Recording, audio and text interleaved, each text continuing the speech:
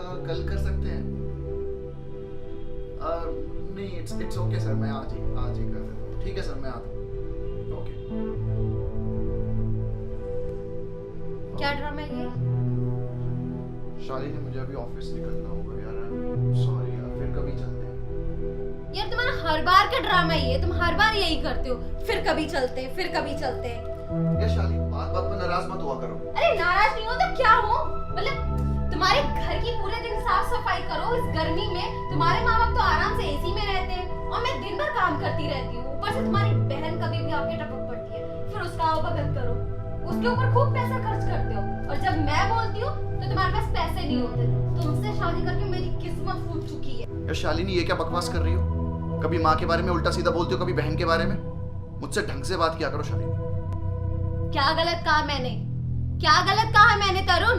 तुम्हारे माँ बाप तो एसी वाले रूम में बड़े आराम से रहते हैं, मैं दिन भर काम करती हूँ नौकरानी की तरह, ये सही लगता है तुम्हें? या तो कौन सी बहू अपने घर का काम नहीं करती? ये तुम्हारा घर नहीं है क्या? उसमें नौकरानी वाली बात कहाँ से आ गई? तुम जब जानती हो कि मम्मी हार्ट पेशेंट है, उन्हें डॉक्टर ने बेड रेस्ट के लिए बोला है, और इसीलिए मैंने उनके कमरे में एसी लगा रखा है। मैं सब समझ रहा हूँ, हमारे कमरे में भी एसी लगा दूंगा इस महीने की सैलरी के बाद। थोड़ा सा एडजस्ट कर लो तब तक। ये बात तुम कई बार बोल चुकी हो मुझे कि अगले महीने लग जाएगा। प्लीज थोड़ा धीरे बात करो, मम्मी बीमार है, कांट यू अंडरस्टैंड? तो क्या मैं भी बीमार बन जाऊं? तुम सबके सब यही चाहते कि मैं मर जाऊं, मैं नहीं रह सकती इस घर में। शालिनी, ये क्या बोले जा रही हो? मैं सही बोल रही हूँ तरुण, अगर तुम चाहते हो ना हम दोनों साथ में रहे तो नए घर का इंतजाम कर लो।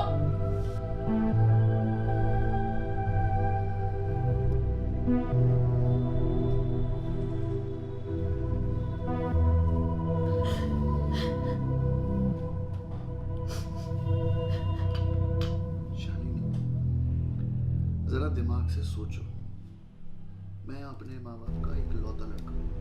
अगर मैं उनका ख्याल नहीं रखूंगा तो मैं कौन रखेगा? इसका मतलब है मैं तुम्हारी नौकरानी बनकर तुम्हारा हुक्म बजाती रहूं? अरे जब मुझे खुशी नहीं रह सकते तो मुझसे शादी क्यों की थी? इतना बेवकूफों जैसी बात कर रही हो शालिनी। हाँ मैं बेवकूफ हूँ, लेकिन मैं इस घर में और नहीं रह सकती। तुमने और तुम्हारे घर वालों ने जो पैसा इकट्ठा किया वो किस दिन काम आएगा? मुझे अपना एक अलग घर चाहिए, वरना मैं तुम सबका जीना हराम कर दूंगी।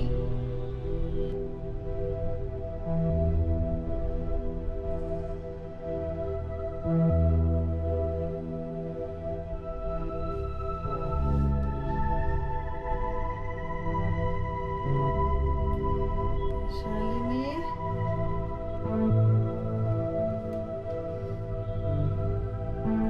बेटा मुझे एक गिलास पानी दे दे।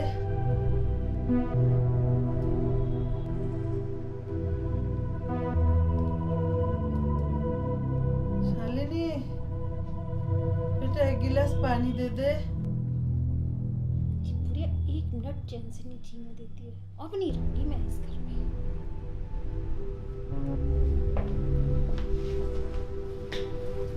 हाय शालू।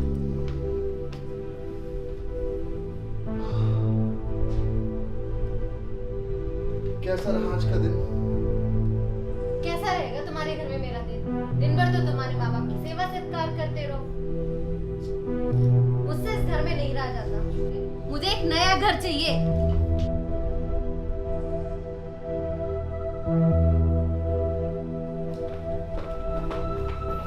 तुम मेरे लिए नया घर नहीं ले सकते ना?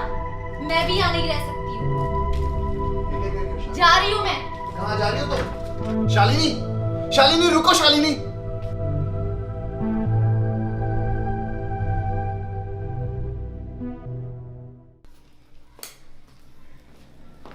अरे आ गई आ गई मेरी लाडो।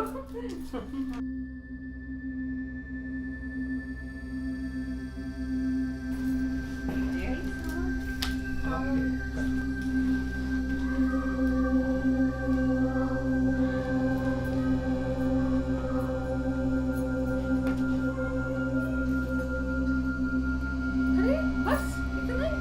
ये क्या, ये तो 2 लाख का भी नहीं होगा।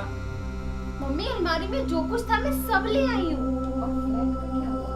वो कह रहा है उसके पास पैसे नहीं। क्या तू यहाँ रहेगी मेरे साथ किराए के फ्लैट में? नहीं नहीं, ऐसा नहीं हो सकता। कैसे भी करके तुझे फ्लैट का जुगाड़ करना ही होगा। कैसे करूं मम्मी? सब कुछ तो कर लिया, अब और क्या करूं मैं? अरे पगली, परेशान क्यों होती है? असली खेल तो अब शुरू हुआ है। क्या मतलब मम्मी?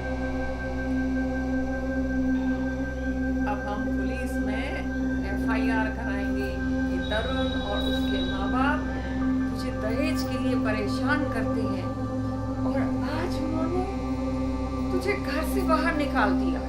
पर मम्मी मैं तो अपनी मर्जी से आई हूँ। हाँ हाँ, पर हम तो सबको ये कहेंगे कि उन्होंने तुझे घर से निकाला, तुझ पर अत्याचार करते हैं। अभी तो तुझे अपना फ्लैट मिलेगा।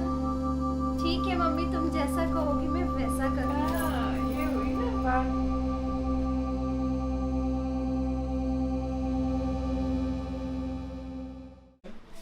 अरे बेटा, तुमने बिल्कुल ठीक किया, मेरे पास सही समय पे आ गए, नहीं तो बहुत प्रॉब्लम हो जाती। अब आप जाओ, एक काम करो बहन जी, आप ऐसा करो, आप थाने में जाओ और तरुण और उसके परिवार वालों के खिलाफ 498 का मुकदमा दर्ज कराओ। फिर मैं देखता हूँ उनको कौन बचाता है। या तो वो तुम्हें पैसा देंगे, नहीं तो एक फ्लैट तो बेटा तुझे मिल ही जाएगा, सारी जिंदगी की किल्लत दूर हो जाएगी। बहन जी, आपको भी किराए के मकान पे नहीं रहना पड़ेगा। अरे मैं हूं ना, हमारा तो काम ही है, कोर्टों में जाना।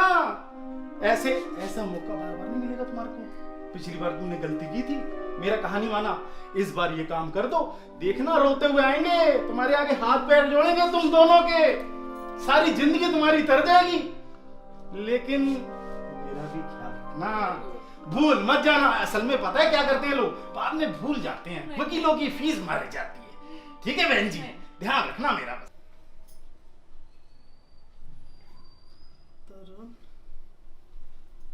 तरुण, खाना खा ले बेटा। मुझे भूख नहीं है माँ। चिंता मत कर बेटा, आ जाएगी शालिनी। कैसे आ जाएगी माँ? 2 दिन से उसको फोन मिला रहा हूँ, फोन नहीं उठा रही। उसकी मम्मी को फोन मिलाया तो वो कह रही है कि वो तुमसे बात नहीं करना चाहती।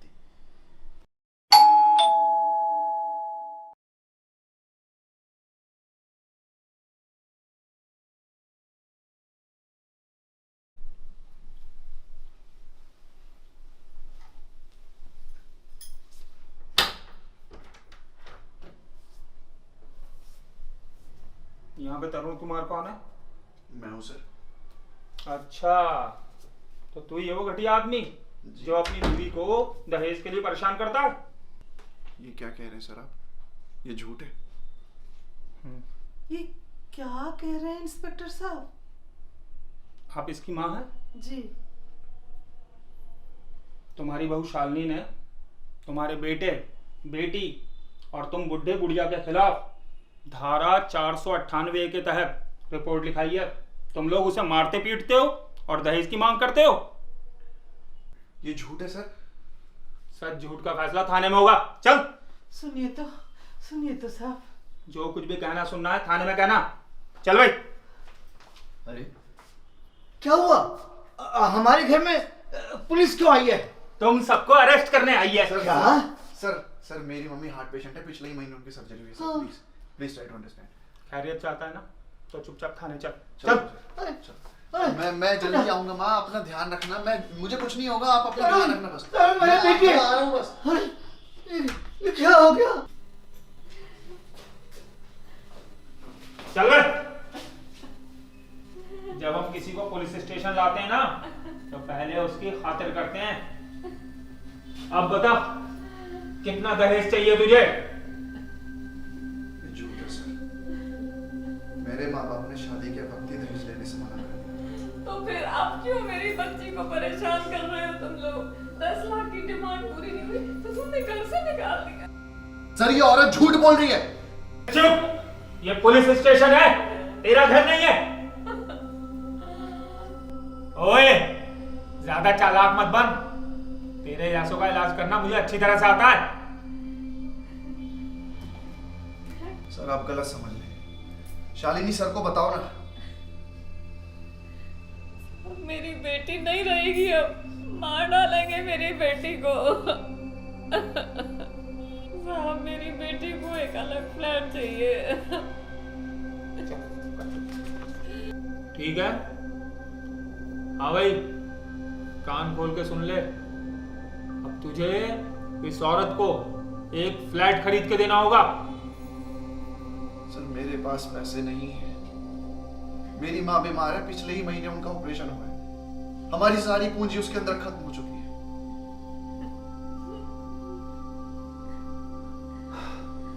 ओए चुप कर, जितना कहा उतना कर, वरना तेरे साथ साथ ना तेरी माँ, तेरे बाप, तेरी बहन, तेरे जीजा सबको जेल में डाल दूंगा। देख जल्दी से इस मामले को निपटा दे, 2 दिन की मोहलत दे रहा हूं तुझे, इन लोगों को एक फ्लैट खरीद के दे, समझा? चल चल अब निकल यहां से।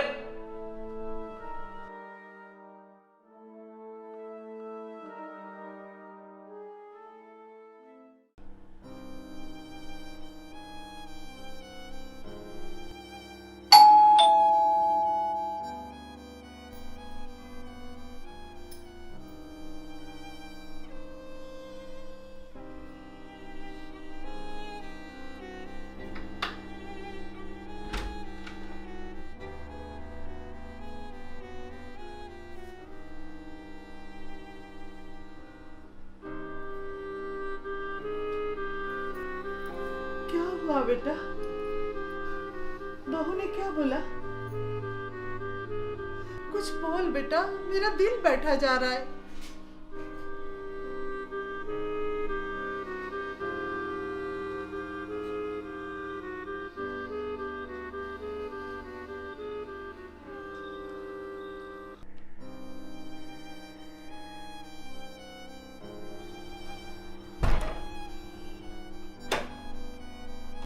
तरुण, तरुण बेटा।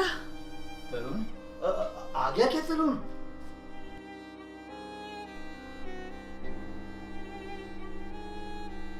तुम इतनी परेशान क्यों हो? क्या बताया उसने?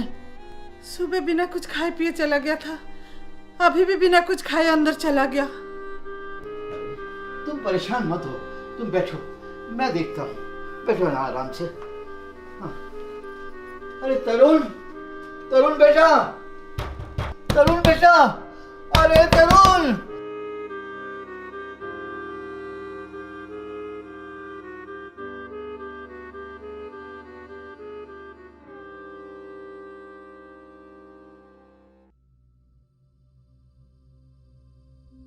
मैंने अपनी बीवी से दिलो जान से मोहब्बत की, मगर उसने मुझ पर दहेज मांगने का आरोप लगाया। ये सब झूठ है, मगर कोई मेरी बात पर यकीन नहीं कर रहा। पुलिस वाले मुझसे मुजरिमों की तरह बर्ताव कर रहे हैं और शालिनी इस केस को वापस लेने के लिए 50 लाख रुपए मांग रही है। कहाँ से लाऊं इतने पैसे? आज मैं जान गया कि ये कानून और ये समाज सिर्फ औरतों की सुनता है। हर कोई मुझे गिरी हुई नजरों से देख रहा है, इसलिए मैं खुद को खत्म कर रहा हूँ। मैं कह रहा हूँ सब ठीक हो जाएगा बेटा, सब ठीक हो जाएगा। तरुण है, तरुण!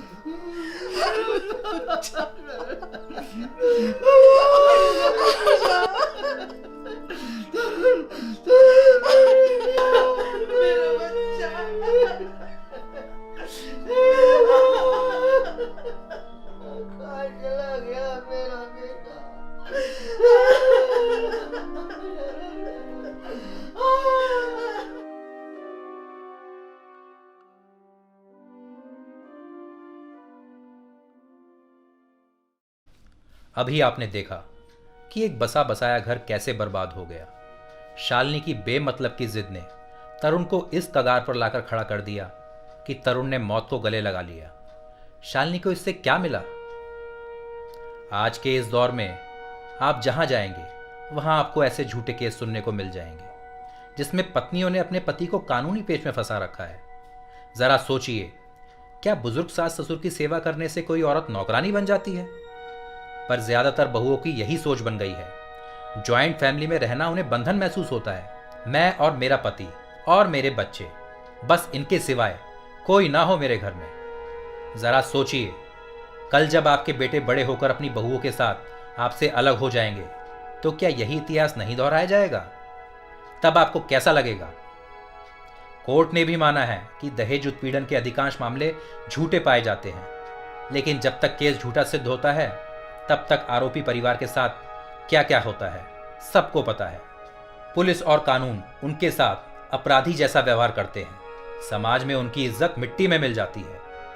ये सच है कि आप अपनी बेटी से प्यार करते हैं, इसलिए आप ध्यान रखते हैं कि ससुराल में उसके साथ कैसा बर्ताव हो रहा है। लेकिन अपनी बेटी के लाड़ प्यार में पड़कर उसे भड़काइए मत।